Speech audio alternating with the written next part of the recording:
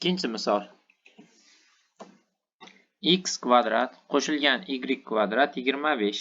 X qo'shilgan 4 y plus 5 0 bo'lsa, y1, y2, y3, y n'larning ko'paytmasini toping. Demak, mana bu ikkinchi ifoda bilan ishlaymiz. X plus 4 ko'paytirilgan y plus 5 teng 0. Ikkita holatni ko'ramiz.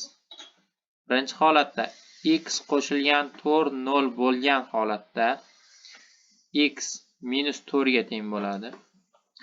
Ikkinchi holatda y qo'shilgan 5 0 bo'lib, ya'ni y minus 5 bo'lganda hisoblaymiz. Demak, bizga nima kerak? Y'lar kerak.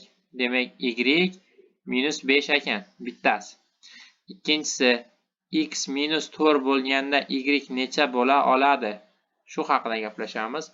Birinchi ifodamizga qaytamiz, mana bu ifodaga. X kvadrat, ya'ni minus 4 ning kvadrati qo'shilgan y kvadrat barobar 25 ga. Y kvadratni topsak, y kvadrat teng bo'ladi 25 ayrilgan 16, ya'ni 9 ga. Y teng bo'ladi plus minus 3. Demak, y1, y2, y3, demak 3 ta bor ekan. Birinchisi minus 3 va minus 5. Ularni ko'paytiradigan bo'lsak, javobimiz 45 ga teng.